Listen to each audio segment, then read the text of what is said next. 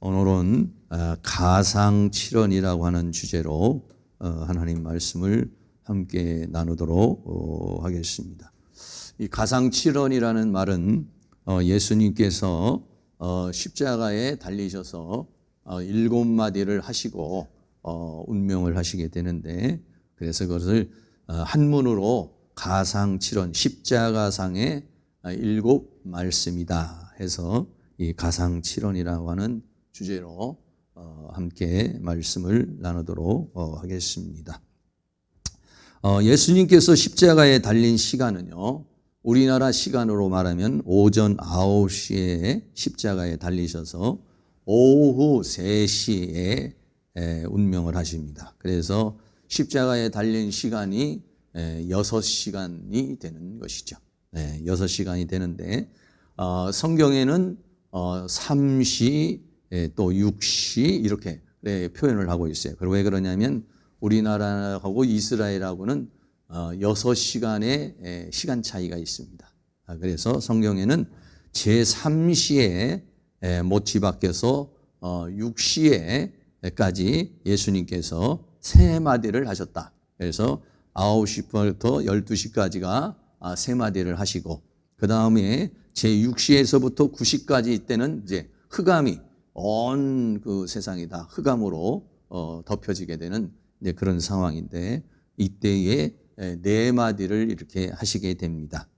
그래서 3시부터 오전 9시부터 12시까지 3마디를 하시고, 그리고 12시서부터 시작해서 3시까지 또 4마디를 하시고, 그리고 그 12시부터 3시까지는 온 세상에 이 흑암으로 이게 처하게 되는 그런 상황이죠. 그래서 예수님께서 이렇게 총 6시간 동안 십자가에 못 박히셔서 고난을 당하게 되는데, 그 당하시는 가운데 7 말씀을 하시는데, 그 7 말씀의 의미에 대해서 우리가 함께 오늘 나누기를 원합니다. 제일 첫 번째 이제 한 말이 뭐냐면, 아버지여 저희를 사하여 주옵소서. 여러분들 주부에도 보면은 좀 이제 그림을 이렇게 좀 넣어놨죠. 그래서 잘 볼 수 있도록 7마디를 주보에 보면은 7마디 말씀을 이렇게 좀 그림으로 이렇게 넣어놨으니까 좀 참고로 하고, 아니면 좀 오려서 어디다가 이렇게 지금 집에다가도 이렇게 이번 고난주간은 좀 붙여놓고 뭐 이러면 좋을 것 같아요.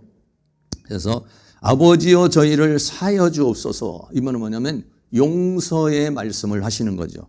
누가복음 23장 34절에 이에 예수께서 가라사대 아버지여 저희를 사하여 주옵소서, 자기의 하는 것을 알지 못함이다 하시더라. 저희가 그의 옷을 나눠 제비 뽑을세 라고 그렇게 말했어요. 그래서 예수님께서 제일 첫 번째 하신 말씀이 뭐냐면, 아버지여 저희를 사하여 주옵소서. 사하여 달라고 그러는 것은 용서하여 달라.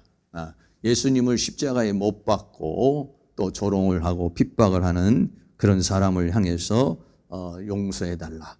우리가요, 예수님의 그냥 예수님이시니까 그러시겠구나 이렇게 생각을 하지만은요, 여러분들 우리가 삶을 살다 보면은 누군가가 자기 자신에게 위해를 가하거나 또는 아니면 여러 가지로 고통을 주고 그렇게 되어졌을 때에, 그런 상황에서 그 상대방을 용서한다는 것이 쉽지 않습니다.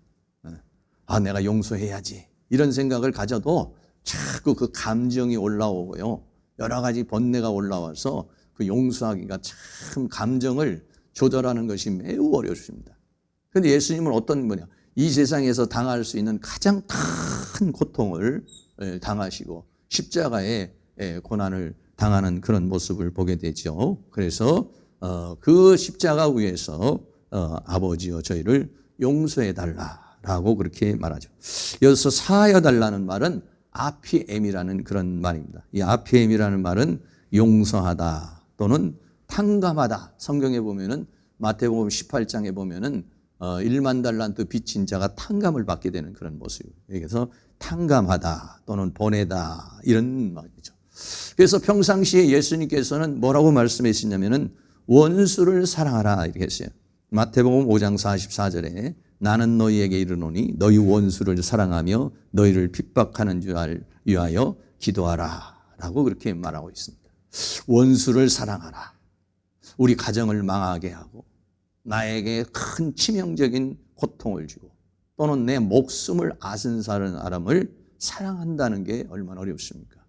우리가 영화를 봐도 그렇고 드라마를 봐도 그렇고 또는 어떤 책을 봐도 그렇고 대부분적으로 어떤 사람이 어떤 사람에 대해서 위해를 가하거나 그 가정을 망하게 하거나 또는 아니면은 그 가문을 여러 가지 고통을 주고 그러면은 거기에 대해서 분노를 품고 앙심을 품어서 원수를 갚고 뭐 이런 것들이 스토리입니다. 전부.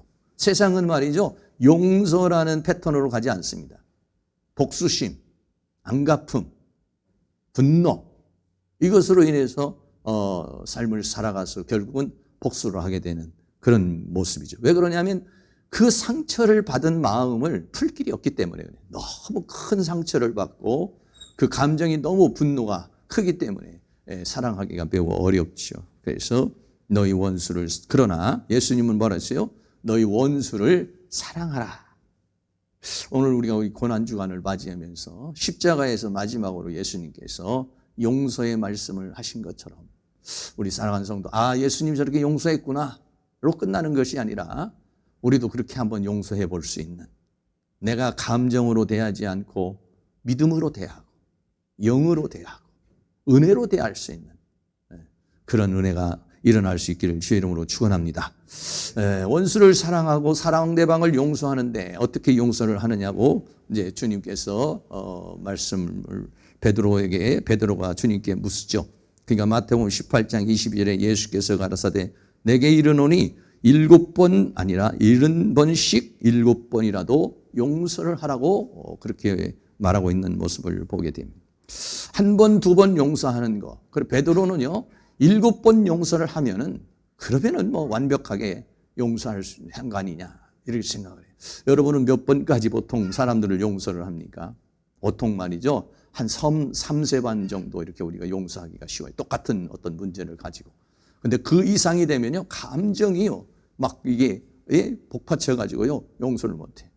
자녀가 잘못했어요. 그 자녀에 대해서 너 한 번만 더 그러면 혼낼 거야. 너 한 번만 더 그러면 문제가 있어. 뭐 이렇게 이제 얘기를 하죠. 그럼에도 불구하고 또 반복을 하고 또 반복하고 또 반복하고 계속해서 그 반복을 하는데 예수님은 뭐라냐? 70번씩 7번이라도 용서해. 다시 말하면 용서에는 한계가 없다는 것을 우리에게 말해주고 있습니다. 그것을 실천한 사람이 있죠. 그 사람이 누구냐면 성경에 있는 스데반 집사님인 것입니다. 사도행전 7장 60절 말씀에서 보면은 스데반 집사님이 그 복음을 증거를 하다가 그러다가 순교를 당하는 모습을 보죠. 그때 사도행전 7장 60절에 스데반이 무릎을 꿇고 크게 불러가로되 주여 이 죄를 저들에게 돌리지 마옵소서 이 말을 하고 자니라. 자기를 돌멩이로 던져서 죽이는 그리고 갖은 욕을 하고 분노를 팍 자아내는 이런 사람들을 향해서 이 스데반 집사님이 그렇게 할 수 있었던 건 왜냐하면은 당시 스데반 집사님이 성령에 충만하였더라. 우리의 감정으로는요, 우리의 이성으로는요, 나를 향해서 돌멩이를 던지는 사람을 향해서 용서의 기도를 하기 어려워요.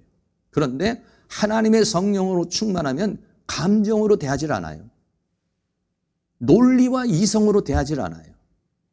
하나님의 성령으로 대하게 되고 하나님의 사랑으로 대하기 때문에 그렇게 할 수가 있는 것인데 예수님께서는 바로 그렇게 제일 첫 번째가 용서의 말씀을 하셨어요. 두 번째로는 내가 나와 함께 낙원에 있으리라는 구원의 말씀을 하셨어요.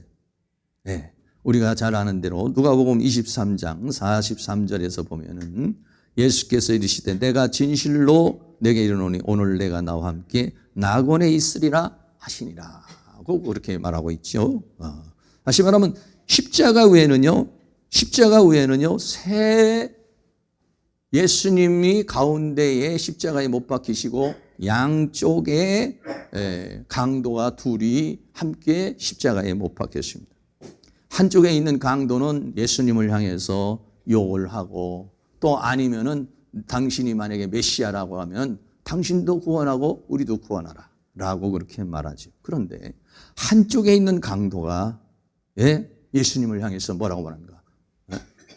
당신의 나라에 갈 때 나를 기억해 달라라고 그렇게 말하죠. 다시 말하면 신앙의 고백을 하고 있는 것입니다. 어떤 사람들은 그래요. 십자가의 강도같이 나도 마지막 순간에 저렇게 하고 나는 천국 가야겠다. 이런 사람들도 있어요.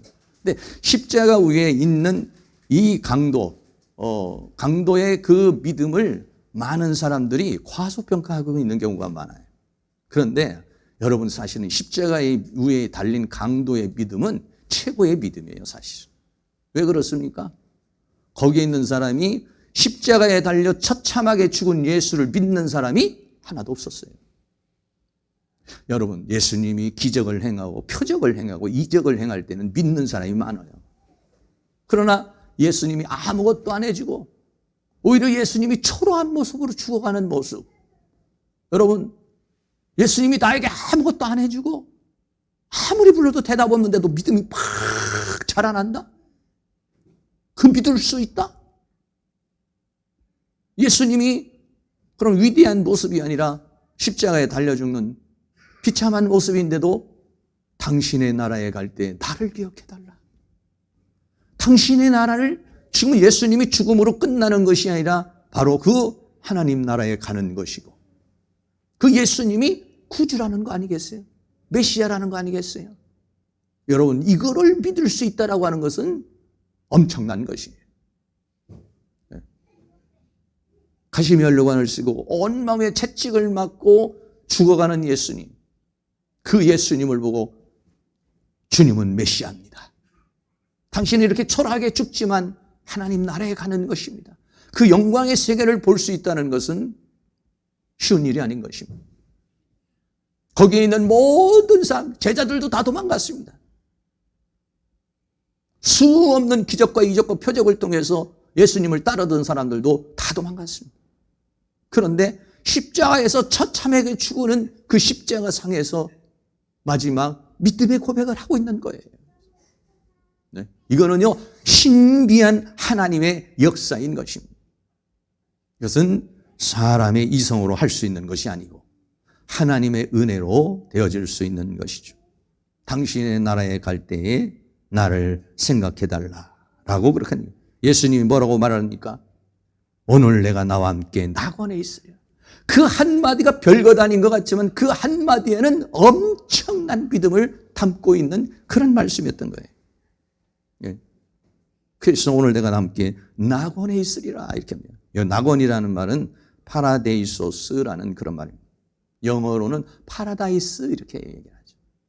파라다이스라는 말은 뭐냐면은 정원, 공원이라는 거예요. 다시 말하면 하나님 나라를 표현할 때 어떻게 하냐면 아름다운 정원, 에덴 동산 같은 아름다운 공원이나 정원이 있는 곳으로 천국을 상징적으로 생각할 때 천국을 파라다이스라고 그렇게 말해요. 예. 낙원이라고 하는 표현을 하는 거예요. 낙원이라는 말 자체가 바로 큰 아름다운 동산을 우리에게 가르쳐서 말하고 있는 것이죠.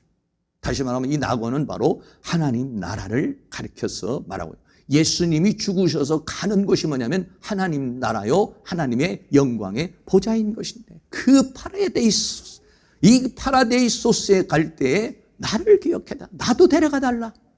나도 거기에 가고 싶다. 라고 말했어요. 그러니까 오늘 내가 나와 함께 낙원에 있으리라고 그렇게 말하고 있습니다.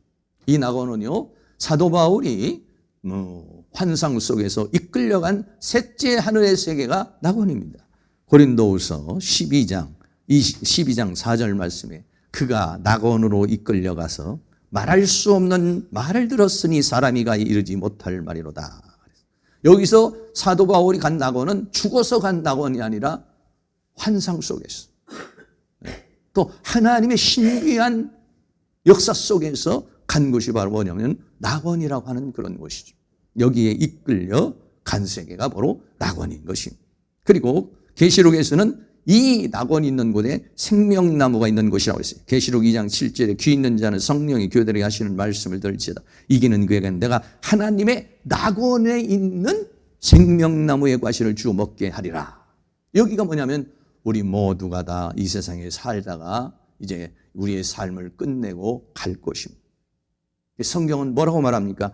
누구든지, 로마서 10장 13절에 누구든지 주의 이름을 부른 자는 구원을 얻으리라. 강도가 됐든지, 오늘 믿은 사람이 됐든지, 나이가 많은 사람이 됐든지, 여러분 만약에 거기에 조건을 붙인다고 그런다면은 누구만 구원을 받는다고 그러면 우리가 어떻게 구원을 받을 수가 있겠어요? 누구든지입니다.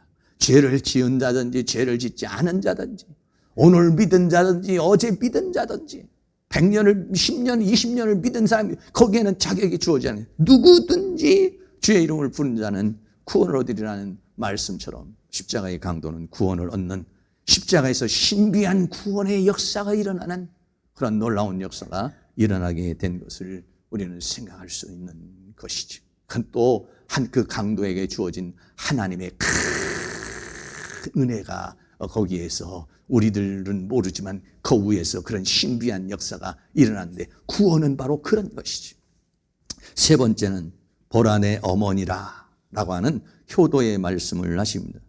요한복음 19장 27절에 또 그 제자에게 이르되 보라 내 어머니라 하신데 그때부터 그 제자가 자기 집에 모시니라 라고 그랬어요. 다시 말하면 무슨 말씀이냐면요, 그림으로 이렇게 좀 보면 예수님이 십자가에 달려 못 박히고 계실 때 그 밑에는 마리아를 비롯해서 여자분들이 네 분이 계셨어요. 예수님의 어머님을 비롯해서 네 분의 그런 여성들이 거기에 있었고, 또 제자 중에 유일하게 사도 요한이라는 사람이 그 밑에 있었어요. 그 밑에 있는 그 제자를 향해서 뭐라고 말합니까? 보라 내 어머니라.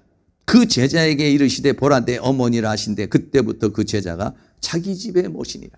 마지막으로 그 어머니를 부탁하고 가는.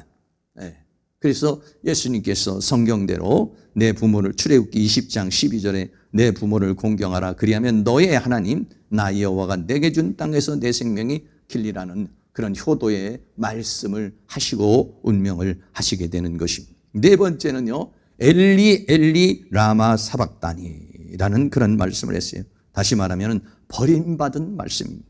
마태복음 27장 46절에 제9시쯤에, 다시 말하면 9시라는 것은 뭡니까? 우리 시간으로 9시부터 12시까지 세 마디를 하시고, 그리고 12시부터 이제 오후 3시까지. 그래서 3시가 뭐냐면 9시예요. 그 9시. 거의 이제는 이제 그 운명하시기 가까운 때를 말하는 거죠. 예수께서 크게 소리 질러 가라되 엘리 엘리 라마 사박다니라고 그렇게 말했어요. 이는 곧 나의 하나님 나의 하나님 어찌하여 나를 버리셨나이까 하는 뜻이다 라고 했어요. 여기서 말하는 이 엘리라는 말은 뭐냐면 하나님. 엘리라고 할 때도 하나님이시고, 엘로힘 할 때도 하나님이고, 엘리 할 때도 하나님입니다. 라마라는 말은 뭐냐면 어찌하여 라고 하는 그런 말이에요. 사박단이라는 말은 버리다 라고 하는 그런 말이에요. 하나님 어찌하여 나를 버리시나이까 라고 그랬어요. 예수님께서는 이제 처절하게 버림을 받게 돼요. 십자가상에서 이제 버림을 받게 되는 그런 모습을 보게 되죠. 구약에서 보면은요, 구약에서 보면은 1년에 한 번 속죄를 드릴 때에 염소 2마리를 가지고서 속죄를 하게 됩니다. 속죄를 하는데 한 마리는 어떻게냐면은 잡아가지고 죽여가지고 번제단에다가 태우고 그 피를 속죄소에다가 뿌림으로 인해서 속죄를 하게 됩니다. 그리고 또 한 마리의 염소는 어떻게 해야 되냐? 그 한 마리의 염소는 이제는 광야로 보내게 되는 그런 모습을 보게 된 것이, 그게 어디에 있냐면은 레위기 16장에 나타나 있습니다. 레위기 16장 10절 말씀해 보면 아세사를 위하여 제비 뽑은 염소는 산대로 여호와 앞에 두었다가 그것으로 속죄하고 아세사를 위하여 광야로 보낼지라 라고 하는 그런 말씀이 있어요. 다시 말하면 염소, 또 한 마리의 염소에다가 어떻게 하냐면 이스라엘 백성들의 모든 죄를 다 짊어지게 만들어요. 그러면 이 염소는 말이죠, 모든 죄를 짊어진 염소가 되는 거예요. 그래가지고 그렇게 다 죄를 짊어지고 나면은 이제 맡은 자가 그 염소를 끌고 어디로 가냐면 광야로 가게 되는 거예요. 광야로 가기 전에는 이제 요단강이 있어요. 강을 건너면은 이제 어떻습니까? 광야입니다, 이제. 그래서 배를 타고 광야로 와서 광야에다가 이 아세살 양을 버리는 거예요. 버리면 어떤 상황이 되겠습니까? 늑대라든지 이리에게 뜯겨서 죽음을 당하게 되는 것이에요. 어떤 그림은 이런 그림이 있더라고요. 이렇게도 또 아세살 양을 버렸다고 그래요. 그쪽에 있는 광야 쪽에 가면 이렇게 큰 이런 절벽 같은 곳이 있는데 그 절벽 같은 곳에다가 염소를 이제 밀어버리는 거예요. 그럼 염소가 그 계곡으로 떨어져서 죽음을 당하는 엘리 엘리 라마 사박다니 하나님이여 하나님이여 어찌하여 나를 버리시나이까. 다시 말하면 버림받는 거예요. 왜 그러냐면 온 인류의 죄를 짊어진 아세살 염소와 같이 버림을 받, 죄를 짊어졌으니까 저주를 받고 형벌을 받고 버림을 받는, 그게 예수님이 엘리 엘리 라마 사박다니라고 그래요. 그래서 예수님이 죽으심으로, 예수님이 고난을 당하심으로 우리가 삶을 얻게 되는 것이고 평화를 얻게 되는 것이고 또 구원을 얻는 그런 역사가 일어나게 되는 아세살 염소로 예수님은 십자가에서 그렇게 죽으시는 그런 모습인 것입니다. 그리고 다섯 번째는 내가 목마르다. 고통의 말씀. 이 고통이 이제 최고조에 이르게 되는 것입니다. 요한복음 19장 28절에 이후에 예수께서 모든 일이 이미 이루신 줄 알고 성경으로 응하게 하려 하사 가라사대 내가 목마르다. 여러분 생각해 보세요. 머리에는 가시며 요한을 쓰셨죠. 온몸은 채찍에 맞으셨죠. 피가 흐르고 땀방울이 흐르고 고통을 당합니다. 그리고 십자가에 달리시는 거죠. 여러분 십자가에 달리면 모진 고통이 오는 것이. 그러니까 십자가의 곧 죽음이라는 것은 사람 안에 있는 모든 기운이 다 빠질 때까지 고통을 느끼다가 처참하게 죽어가는 것. 그런 거예요. 그래서 당시에는 어떻게 했냐면 너무 위에 달린 사람이 고통스러워하니까 어떻게 했냐면 긴 막대기에다가 쓸개 같은 거, 신포도주를 담아가지고 입에다가 이렇게 헝겊 같은 걸 쌓아가지고 이렇게 적셔주는 그런 모습.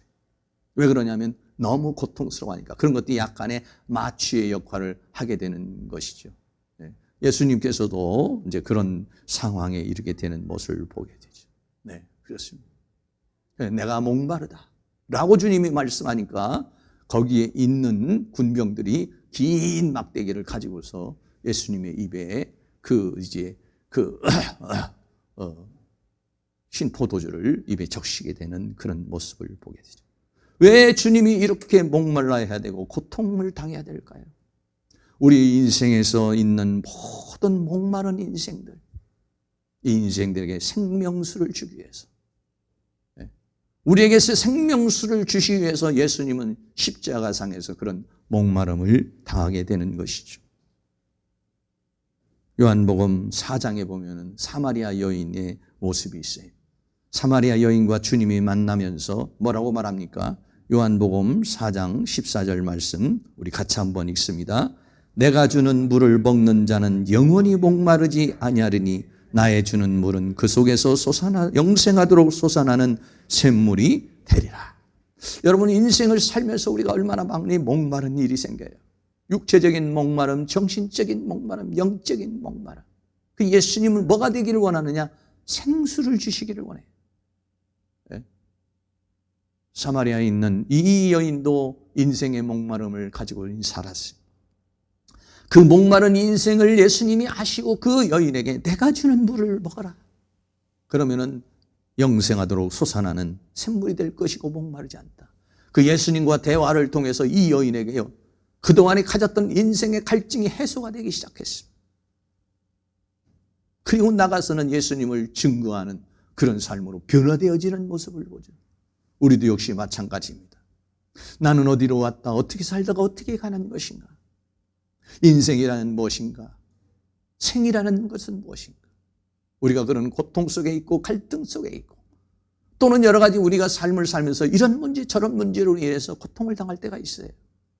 그때 예수님 앞에 나아가면 예수님이 우리에게 생수를 주시고 다시 살아갈 수 있는 힘, 다시 살아갈 수 있는 능력, 이걸 주시기 위해서 예수님이 십자가에서 모든 목마름의 고통을 다 당하시고 있는 것입니다.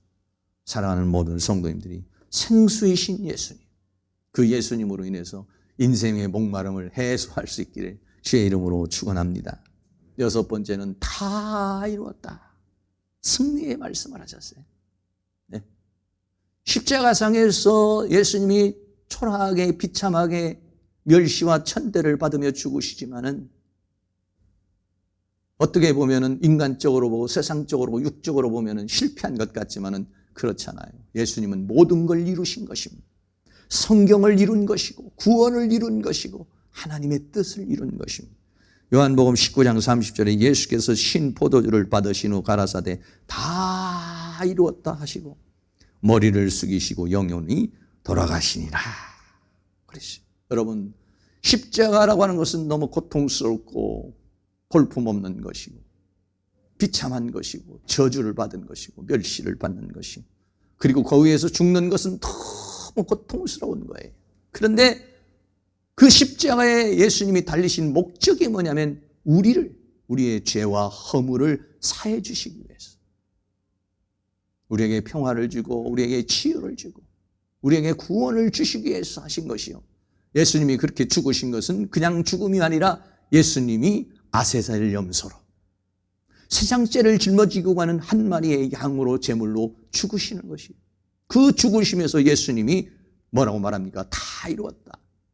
헬라어로 테텔레스타이라는 말입니다.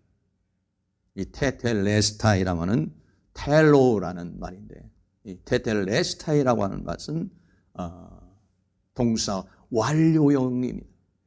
완료형, 끝을 냈다 이제는. 완료 수동태로 내가 모든 것을 끝을 냈다. 뭘 끝냈습니까? 구원의 역사를 끝을 냈다는 것이. 예수님께서 하늘의 보좌를 버리고 이 땅에 와서 사람으로 와서 그래서 한 마리의 제물로 아세살 염소로 하나님 앞에 버림받아 드려지는 그런 존재가 돼요. 내가 테텔레스타에 다 이루었다 그랬어요. 많은 사람들은 예수님이 십자가는 실패라고 말하는 사람도 있어요.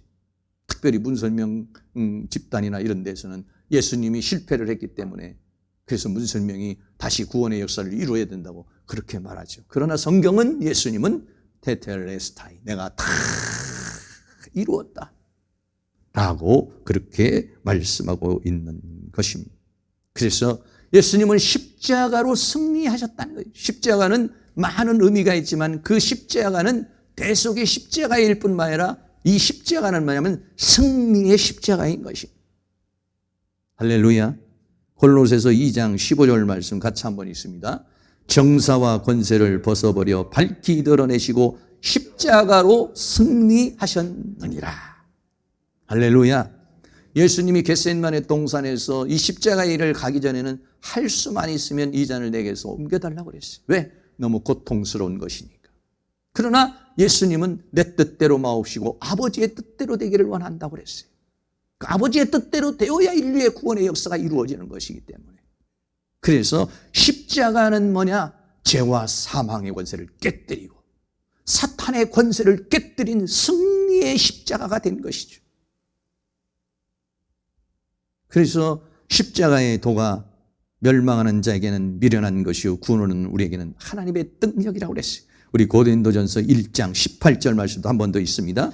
십자가의 도와 멸망하는 자들에게는 미련한 것이요 구원을 얻는 우리에게는 하나님의 능력이라. 십자가로 승리했기 때문에, 십자가를 통해서 구원의 역사를 완성했기 때문에 십자가는 기독교의 심볼이 되었고 십자가는 우리의 구원의 증표가 되는 것이고 주님이 십자가로 승리했기 때문에 우리가 십자가로 구원을 얻게 된 줄로 믿습니다. 히브리서에서도 사망을 통해서 마귀를 이기셨다 그랬어요. 히브리서 2장 14절 같이 읽습니다. 자녀들은 혈육에 함께 속하였음에 그도 또한 한 모양으로 혈육에 함께 속하심은 사망으로 말미암아 사망의 세력을 잡은 자 곧 마귀를 없이 하시며 사망으로 말미암는 것은 예수님이 십자가의 죽으심으로 말미암아 이런 말이에요. 예수님이 십자가를 죽으심으로 말미암아 사망의 세력을 잡은 자, 예수님을 십자가로 죽였지만은 오히려 그 십자가의 죽음이 모든 인류에게 구원이 됐고 원수 마귀가 정죄를 당하게 되고 원수 마귀가 쫓겨나게 되고 원수 마귀를 멸하게 되는 승리의 십자가가 된 것이죠. 할렐루야. 그래서 사탄이 심판을 받고 쫓겨난다고 그랬어요. 요한복음 16장 11절이 있습니다. 심판에 대하여라 함은 이 세상 임금이 심판을 받았습니다. 이 세상 임금은 여기서 뭐라고 말하냐면 원수 마귀를 가리켜서 말합니다. 또 요한복음 12장 31절입니다. 이제 이 세상의 심판이 이렇으니 이 세상 임금이 쫓겨나리라 그랬어요. 원수 마귀가 쫓겨난다는 것입니다. 그래서 믿음의 사람들은 예수의 이름으로 귀신을 쫓아내요. 할렐루야. 원수 마귀를 이때부터 예수님이 십자가로 승리하셨기 때문에 그 예수의 이름으로 귀신을 쫓아내는 거예요. 마귀를 쫓아내는 거예요. 대적하는 것이에요. 결국은 어떻게 합니까? 이 원수 마귀가 우리에게서 쫓겨나고 우리의 가정에서 쫓겨나고 우리의 삶의 터전에서 쫓겨나고 결국은 불못으로 쫓겨나게 되는 것이에요. 십자가를 통해서 원수 마귀는 심판을 받았어요. 네. 사탄의 정체가 다 드러났어요. 원수 마귀의 정체가 다 드러났어요. 그리고 십자가를 통해서 승리하신 주님의 역사를 통해서 우리는 이제 그 원수 마귀와 대적하여 싸워 이길 수 있는 힘을 갖게 된 것이죠. 그래서 예수님이 테텔레스타이 내가 다 이루었다. 그 이루신 하나님의 모든 역사를 사랑하는 모든 성도들이 다 마음껏 누리며 살아갈 수 있는 은혜가 있기를 주의 이름으로 축원합니다. 우리는 그것을 누리고 살아야 됩니다. 네. 마지막으로는 내 영혼을 아버지 손에 부탁하나이다. 마지막 주님은 기도로서 이 삶을 마무리하셨습니다. 누가복음 23장 46절에 예수께서 큰 소리로 불러가로되 아버지여 내 영혼을 아버지 손에 부탁하나이다 하고 이 말씀을 하신 후 운명하시다. 내 영혼을 아버지 손에 부탁하나이다. 사람들이 십자가에 못 박혀서 예수님의 육체는 죽일 수 있었지만 예수님 자신을 죽일 수는 없었던 것이죠. 마지막으로 예수님은 이제 운명을 합니다. 이 세상에 오셔서 3년 반 동안 사시면서 육체로 사신 모든 삶을 다 마무리하고 그리고 다시 모든 걸 이루고 그리고 하나님 보좌 우편으로 승리하시고 가시게 되셨던 것입니다. 오늘 이와 같이 예수님께서 이렇게 십자가에 못 박혀 죽으시면서 그렇게 마지막 기도한 것처럼 성경에도 아까도 본 것처럼 스데반 집사님도 같은 그런 죽음을 당합니다. 스데반 집사님의 순교와 간구를 보면 사도행전 7장 59절입니다. 우리 같이 한번 읽습니다. 저희가 돌로 스데반을 치니 스데반이 부르짖어 가로되 주 예수여 내 영혼을 받으시옵소서 하고. 여러분 어떻게 보면 이 말이 우리가 이 세상을 떠날 때 마지막으로 할 수 있는 말일 거예요. 여러분 우리가 이 세상에 살면서 마지막 숨을 거두는 순간 뭐라고 말하겠습니까? 아버지여 내 영혼을 받으시옵소서. 우리는 이제 그동안의 육신의 허물을 벗고 그리고 나의 존재인 실제인 이 영혼이 어디로 갑니까? 하나님 나라. 그 영원한 나라로 가게 되는 것이죠. 아버지여 내 영혼을 받으시옵소서. 스데반 집사님이 마지막 순교하면서 그렇게 했어요. 예수님께서도 역시 마찬가지로 내 영혼을 아버지 손에 부탁하나이다 라고 하시고 우리의 영혼 이 세상에서 살면 누구나가 다 이 세상을 떠나게 됩니다. 근데 여러분 그 영혼이 갈 데가 있어야죠. 갈 데가 없이 지옥불이 기다리고 있는 사람은 죽으려고 하지 않고 막 몸부림을 칩니다. 왜? 그 영이 알아요. 이제 내가 어디로 간다는 걸 알아요. 그렇기 때문에 저승사자가 오고 그리고 마귀가 와서 그 영혼을 끌고 가려고 그럴 때 막 절규하고 고통을 당합니다. 그러나 믿음의 사람은 천사가 와서 임종하는 곳을 탁 지키고 있어요. 그리고 그 영혼을 데려갑니다. 여러분 내 영혼이 내가 천국을 어떻게 알아서 갑니까? 누가복음 16장에도 보면은 거짓 나사로가 죽었을 때 천사가 그 영혼을 받들어 아버지 아브라함의 품속에 이끌어갔다고 그랬어요. 내가 죽을 때 나를 그동안에 옆에서 돕던 천사가 내 영혼을 하나님 아버지께로 그 길로 천성의 길로 인도를 합니다. 그랬을 때 눈이 열리게 되고 죽음의 순간에 우리가 기쁨 속에서 감사 속에서 갈 수가 있는 것이. 그러나 그렇지 못한 불신자는요, 지옥의 사자가 와서 기다리고 있기 때문에 고통을 당하고 가지 않으려고 미련을 버리게 되는 것이. 그래서 마지막 순간에 천국에 가는 사람은 얼굴이 환하게, 스데반 집사님이 돌에 맞아 죽는 순간에도 내 영혼을 받으시옵소서. 그 스데반의 얼굴이 천사의 얼굴과 같더라 그랬어요. 사랑하는 모든 성도님, 마지막 이 세상을 떠날 때 제가 여러분의 임종을 보게 될런지 또는 누군가가 이건 내 임종을 볼 거 아니겠어요. 그때 정말 여러분들이 막 안 가려고 목사님 나 안 가요. 이게 아니라 목사님 안녕히 계세요. 하나님 앞에는 하나님 아버지 내 영혼을 받으시옵소서. 천사와 같은 얼굴로 마지막을 가시기를 주의 이름으로 축원합니다. 네. 장례식가 야 권사님 임종하시는데 정말 천사와 같더라. 아우 그 집사님 임종하는데 얼굴이 너무 시커멓더라. 이게 아니라 아주 그런 모습으로 이게 우리의 마지막 기도요, 예수님의 마지막 기도가 되는 것입니다. 결론입니다.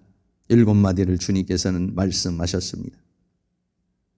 첫째는 용서의 말씀이 저희를 사하여 주옵소서. 두 번째는 구원의 말씀으로 나와 함께 낙원에 있으리라. 신비한 구원의 역사가 십자가상에서 일어났어요. 세 번째는 효도의 말씀, 보라 내 어머니 마리아를 부탁하는 말씀. 네 번째는 엘리 엘리 라마 사박다니, 하나님이 어찌하여 나를 버리나이까. 아세살 염소로 생을 마치시는 주님. 그리고 다섯 번째는 내가 목마르다.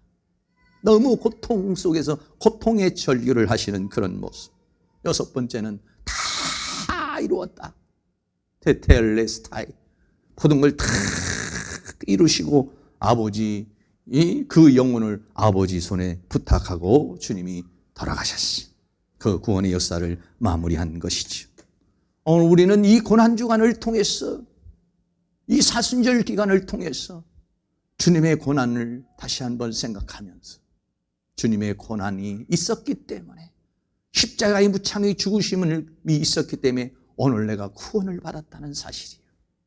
이거를 다시 한번 깊이 묵상하며 주님의 은혜가 우리 사랑하는 성도님들에게서 더 깊이 역사하는 고난주간이 되어지고, 그 은혜를 다시 한번 나 같은 죄를 사랑하시고 구원하신 그 은혜를 깊이 묵상하는 그 감격이 넘치는 그러한 그 종료주일과 또 이번 고난주간이 되시고, 더 나아가서는 그 고난이 끝난 부활의, 다음 주는 우리가 부활의 절을 지키게 되는데, 부활의 영광이 주님과 함께 고난도 주님과 함께하고 부활도 같이, 고난도 함께, 영광도 함께 할 수 있는 그러한 은혜의 역사가 일어날 수 있기를 주의 이름으로 축원합니다.